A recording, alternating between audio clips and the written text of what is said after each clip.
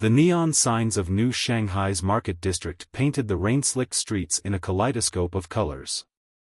Thomas Lin wiped down the counter of his small noodle shop for the 100th time that evening, more out of habit than necessity. The late-night crowd had thinned to nothing as the storm intensified, leaving him alone with the rhythmic drumming of raindrops against the shop's weathered awning. At 32, Thomas had accepted that his dreams of becoming a renowned chef would likely remain just that, dreams. His tiny establishment, Earth and Stars Cuisine, barely managed to stay afloat in a city increasingly dominated by automated food dispensaries and high-end alien fusion restaurants.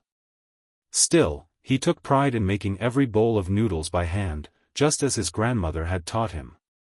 The shop's old-fashioned bell chimed weakly as the door slid open, letting in a gust of cold air and rain. Thomas looked up, ready with his usual greeting, but the words died in his throat.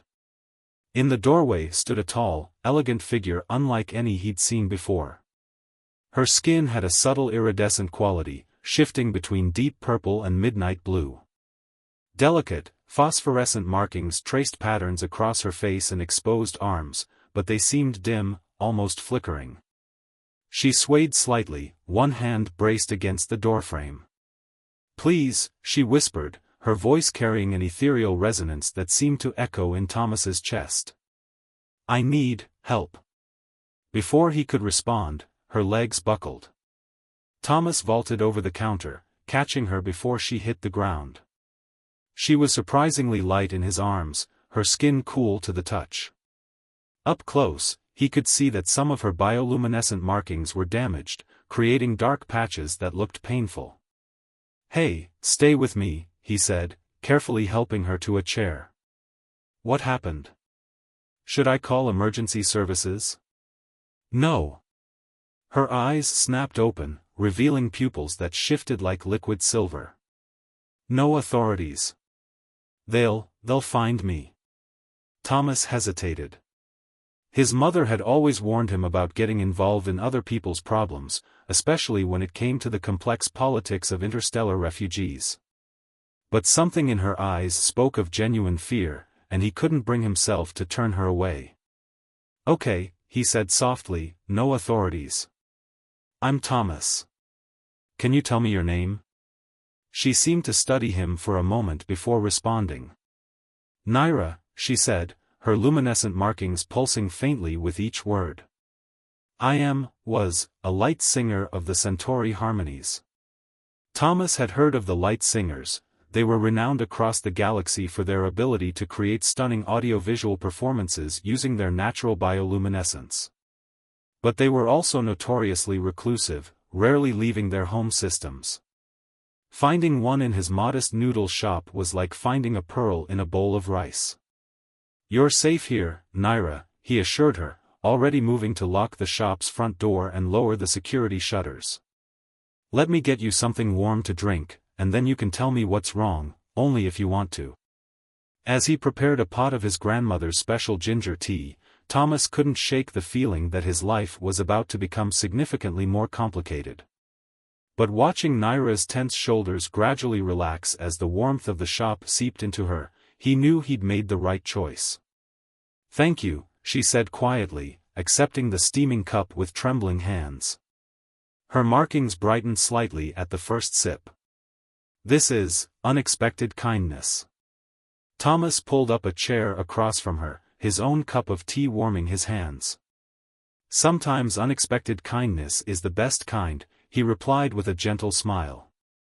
"Now, how about some food? I make a pretty mean bowl of noodles." For the first time, a small smile crossed Naira's face, causing her markings to shimmer like stars on water. "I'd like that," she said softly. Outside, the rain continued to fall on New Shanghai's glittering streets, but inside Earth and Stars Cuisine, something remarkable was beginning to unfold, a story of trust, courage, and the extraordinary power of simple human kindness. Dawn crept over New Shanghai's skyline, casting long shadows through the steam rising from the city's countless vents. Thomas hadn't slept, spending the night alternating between watching over his unexpected guest and preparing for the morning rush. Naira had finally dozed off in the small break room above his shop, curled up on his worn couch, her luminescent markings pulsing softly with each breath. As he chopped vegetables for the day's service, Thomas couldn't shake the memory of what she'd revealed during their late-night conversation. The Centauri harmonies, she'd explained, weren't just performers, they were keepers of ancient knowledge, their songs containing encrypted data passed down through generations. Her particular choir had discovered something that powerful people wanted to keep hidden. The shop's security system chimed, announcing his first employee of the day. Rook, his sous chef, ducked through the door, his cybernetic eye whirring as it adjusted to the dim light. "Boss, you look like hell," he said bluntly, hanging up his jacket. "Rough night?" Thomas trusted Rook with his life. The former security specialist had been working with him for 3 years, ever since Thomas had offered him a job when no one else would hire a discharged military cyborg. Still, he hesitated before responding. "You could say that. We've got a situation upstairs." Rook's organic eye narrowed. "What kind of situation?" Before Thomas could answer, a crash echoed from above, followed by a burst of melodic notes that made the air itself vibrate. Both men rushed up the stairs, Thomas's heart pounding. He found Naira backed into a corner, her markings blazing with defensive light, facing off against his elderly neighbor Mrs. Wei, who had apparently entered through the connecting balcony with her usual morning delivery of fresh herbs. "It's okay." Thomas stepped between them, hands raised. "Mrs. Wei is a friend. Naira, you're safe." "Mrs. Wei, this is a guest." Mrs. Wei, seemingly unfazed by the alien light show, merely adjusted her glasses. "Ah, so this is why you needed extra ginger tea last night." She set down her basket of herbs and pulled a small package from her pocket. "I brought medicine for bioluminescent strain. My second cousin married a jellyfish person from Europa. Similar symptoms." The tension in the room dissolved as quickly as it had built. Naira's lights dimmed to a softer glow, though Thomas noticed she kept Rook in her peripheral vision. The cyborg, for his part, maintained a deliberately non-threatening stance while his artificial eye doubtlessly recorded everything. "Thank you," Naira said softly to Mrs. Wei, accepting the package with a slight bow. "I apologize for my reaction. Recent events have made me cautious." "Caution keeps you alive," Mrs. Wei nodded sagely. "But trust keeps you living." With that cryptic statement, she shuffled back to her balcony, humming an old Chinese lullaby. As Thomas prepared a light breakfast for everyone, Rook helped Naira treat her damaged markings with Mrs. Wei's medicine. The former soldier's mechanical precision proved surprisingly gentle as he worked, and gradually, Naira's defensive posture relaxed. These weren't caused by accident, Rook observed quietly, his cybernetic eye analyzing the patterns of damage. "Someone tried to disrupt your light-conducting pathways systematically." Naira's markings flickered with what Thomas was beginning to recognize as anxiety. "The corporation that funds many of our performances, they discovered we were encoding historical records of their exploitation of developing worlds into our songs. When my choir refused to stop, they sent specialists to silence us." "Corporate hit squads," Rook growled. "Typical. How many of your choir escaped?" "I don't know," Naira's voice cracked. "We scattered. The songs, they're inside us, part of our genetic memory now. As long as one of us survives, the truth survives." Thomas set down plates of steaming congee, the savory smell filling the small room. "Well, they'll have to go through us to get to you," he said firmly, surprising himself with his conviction. "Right, Rook?" The cyborg's mechanical eye whirred as he ran tactical calculations. "Place needs better security anyway. I've got some contacts who owe me favors." He spooned up some congee, his expression thoughtful. "But boss, you know this means war with whoever's hunting her. You ready for that?" Thomas watched as Naira cautiously tasted the congee, her markings brightening with pleasure at the flavor. In the morning light, she looked less ethereal and more real, wounded but unbroken, afraid but fighting. He thought about his quiet life, his simple dream of running a noodle shop, and realized that sometimes dreams change when something more important comes along. You know what? He smiled, rolling up his sleeves. I think I am. But first, we've got customers to feed. Naira, how are you at chopping vegetables? Her markings rippled with what might have been amusement. I can create symphonies of light that move audiences to tears, but I've never cut a carrot. Well, Thomas grinned, there's a first time for everything. As they headed downstairs to open the shop, none of them noticed Mrs. Wei on her balcony, speaking quietly into an ancient communication device. Yes, she's here. The light singer found guardians. Inform the resistance. 2 weeks had transformed Earth and Star's cuisine in subtle but significant ways. Rook's security upgrades blended seamlessly with the shop's worn charm, scanner-equipped lanterns, reinforced windows disguised as traditional designs, and defense shields masked as decorative screens. Naira had proven surprisingly adept in the kitchen, her natural grace making even simple tasks look like choreographed dances. The lunch rush was in full swing when Thomas noticed the first sign of trouble. 3 figures in expensive business suits entered, their movements too precise, their eyes too sharp. His new security instincts, honed by Rook's training, triggered immediate alarm.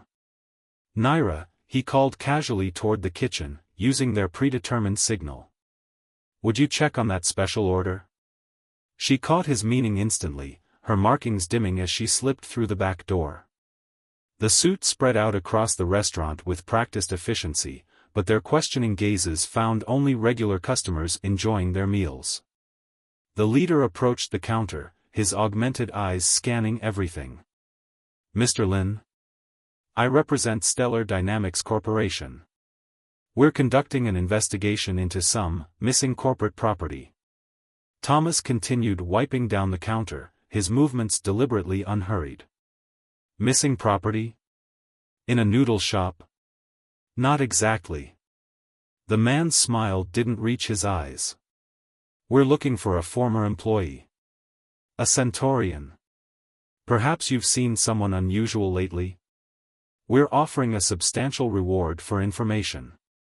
Before Thomas could respond, Mrs. Wei's voice cut through the tension. Unusual? In New Shanghai? She cackled from her regular corner table. Boy, half my mahjong group glows in the dark. Other half has tentacles. You need to be more specific.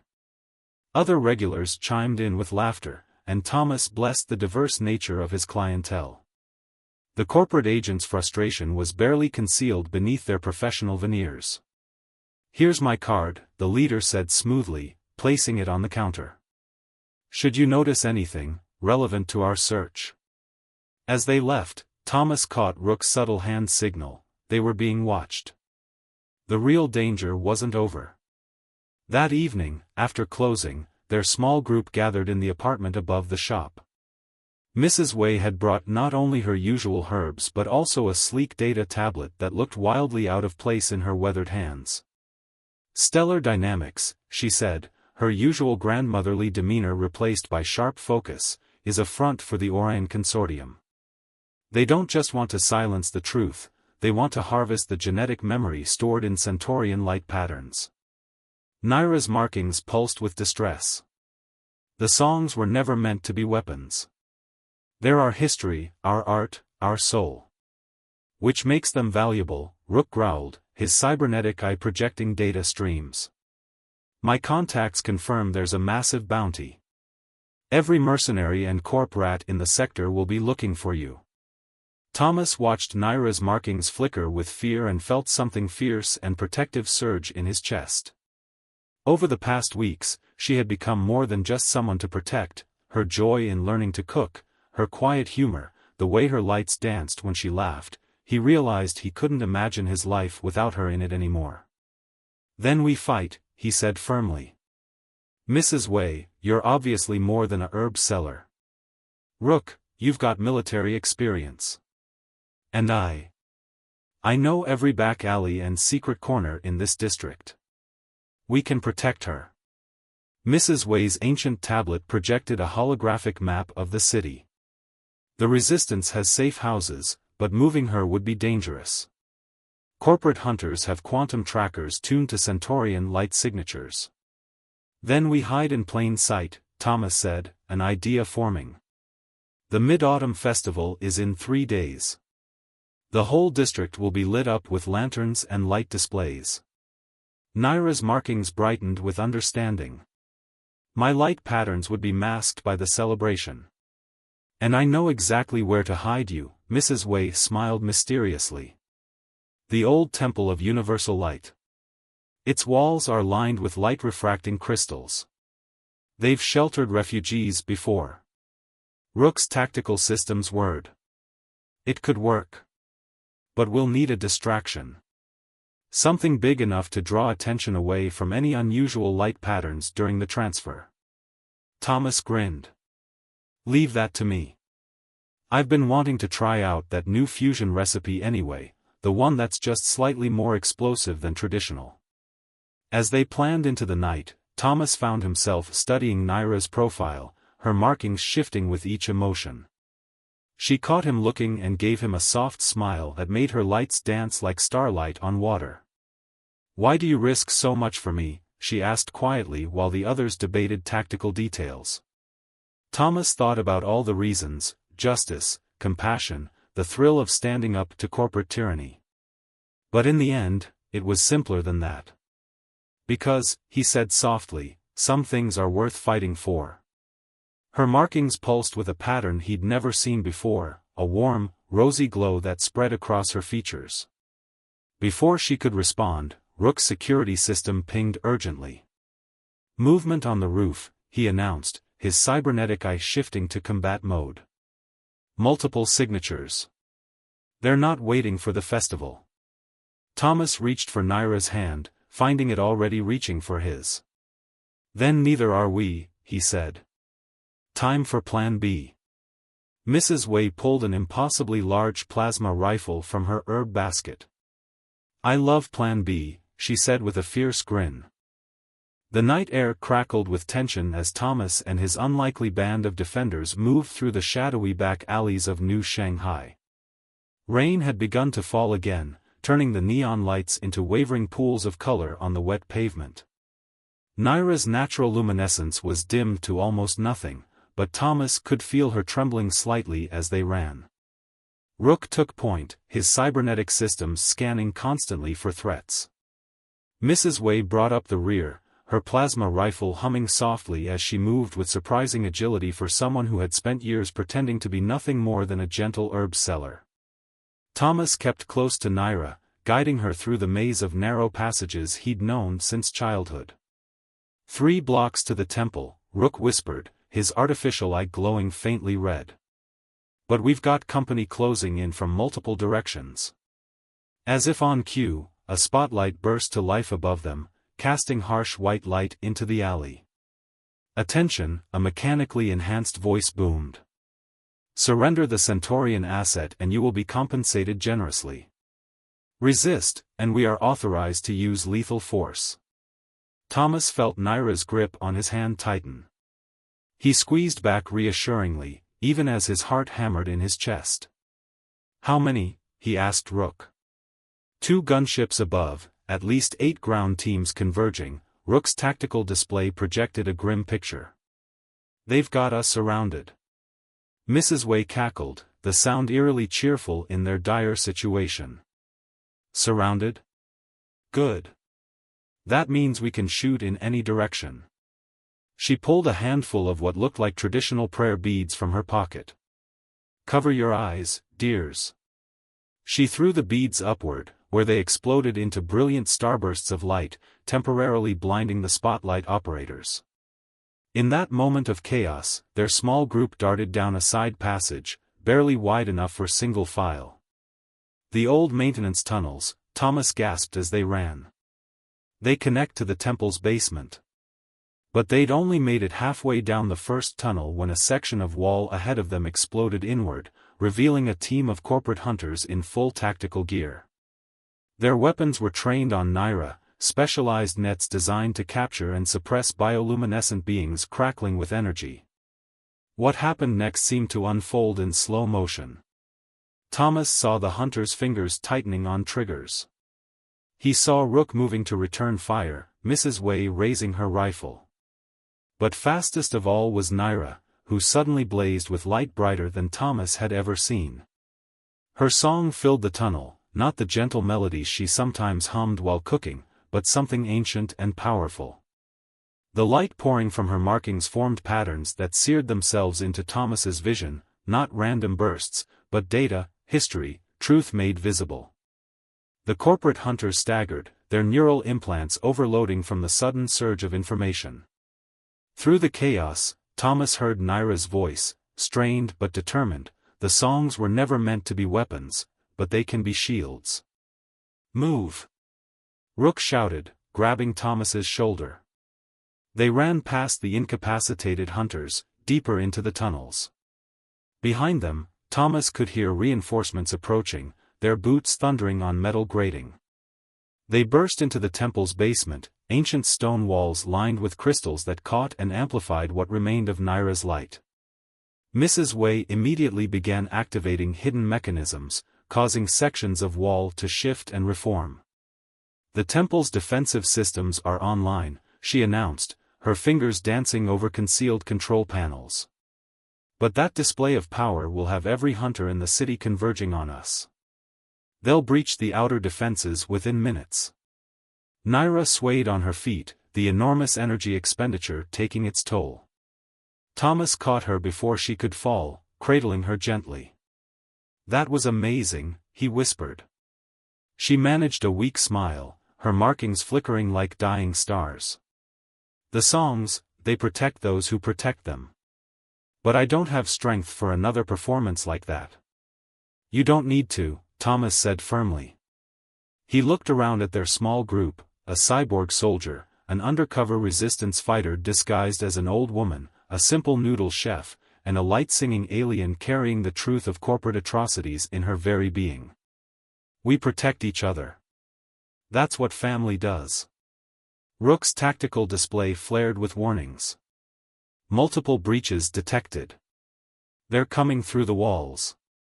Mrs. Wei took up position behind a pillar, her rifle charged to maximum. Then let's give them a proper welcome. The temple's ancient walls began to shake as corporate forces brought their full might to bear. Thomas helped Naira to the center of the room, where the crystal's light-refracting properties were strongest. He caught her gaze, saw the fear there, but also determination and something else, something that made his heart skip. Whatever happens, he said softly, I don't regret a single moment since you walked into my shop. Her markings pulsed with that same rosy glow he'd seen before, and now he understood what it meant. She reached up to touch his face gently. Nor do I. The walls buckled.